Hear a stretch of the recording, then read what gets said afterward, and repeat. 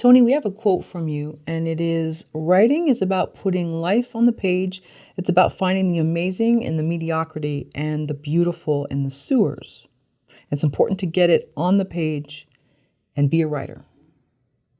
Can we talk about that quote? Sure, that sounds great. I don't know when I said that. Okay, it sounds good. All right. Yeah, sure. I guess probably at the time when I said that, I was probably thinking of just getting life's messiness and the beauty on the page or on the screen, if we can, because that's what I try to go. That's what I try to go for when I'm writing. Is what's the heartache, and then what devastates me, and then I'm like, okay, now what's the levity? What's the where can I find the emotional breath in it? Because just as I continue to write and live, I just find out, oh wait, everything is kind of suffering and struggle, but there's a lot of joy in it. And if I'm struggling, then there's joy. So I guess for putting it on the page, we condense it into a tincture of our struggles and our joys, because when it's, whether we're writing a novel or a screenplay, it's so much more boring than our real life. Our real life is very boring, and the screenplay is a condensed version of it. So if we can just condense the beauty and the awfulness of just being a human, and then just kind of move it around in a lovely tragedy, sad comedy way, I think maybe that's what I was trying to get at. I'm not sure. When you work with your students, do you notice they tend to lean one side or the other in terms of some are more about the mediocrity and the messiness, and the others are more about the beauty, and you have to find a middle ground? Most students have a hard time just getting into conflict. Always more.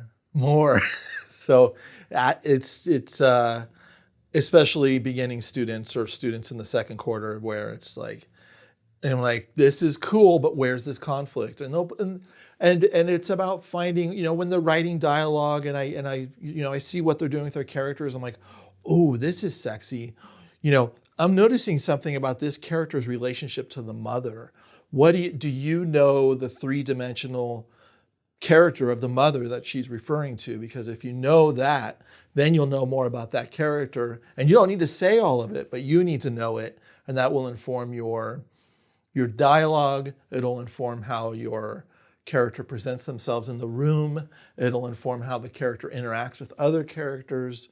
So a lot of it is, push more conflict, and at the same time, just write. When you just write and you get the first you get the first layer down, then it's funny to start noticing things where you're just like, oh, wait a second, that character might have a stepbrother who does blank, and you don't even need to add that to the screenplay or to the story, but having that little bit of backstory brings in another dimension to the character.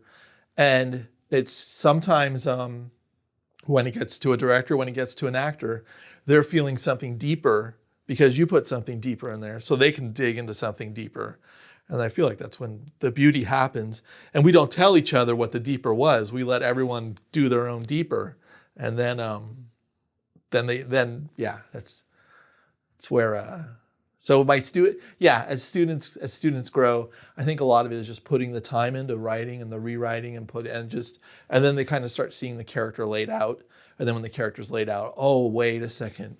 It's funny how I put that dialogue in. I didn't even notice at the time, but they may have a problem with blank, and explore that blank and then come back and go, does this work in here? No, but I know that this person has a problem with that, and kind of layer it in later in the story. Interesting. So let's suppose I'm going to write something about a CEO, and this CEO is very sort of, he has almost like a dictatorship relationship with his employees. But what we don't know is his father used to run the company, but we don't know that as the viewer, as the reader. And his father was even more of sort of he had like a general that ruled with an iron fist. So if we knew that as the writer, but we don't have to tell people, it's kind of in our back pocket, then it might help with how our main character interacts We know that he has this history with his father. Yeah, and we can put subtle breadcrumbs in there to write it that way.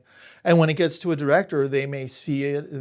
I've noticed that they'll add their relationships in their past to the stories. So it might not even be a father. It could be an old boss they used to work with. And then so they put a dynamic to that. And then when it gets to the actor's like, okay, how am I interpreting this on my own? What does this mean to me? And so they'll see how this character is acting. If they're acting like they're a dictator, they'll also know that in their mind that character believes that they're doing the best they can for humanity. It's like they're the hero of their own story, even if they're awful people. But so it's like finding that balance of where is the humanity, because that humanity is coming from somewhere. So it could come from abuse of a father. It could come from so many different other things. It could come from where they grew up, how they grew up, and they feel like what they're doing is right to bring in the whole, to bring in whatever group they're trying to bring in. And that's when the beauty happens, and that's when we don't see, we know it as screenwriters, but then we don't say it, and then it's fun to see a director go, oh, and then you just kind of see them start to bring their own stuff in.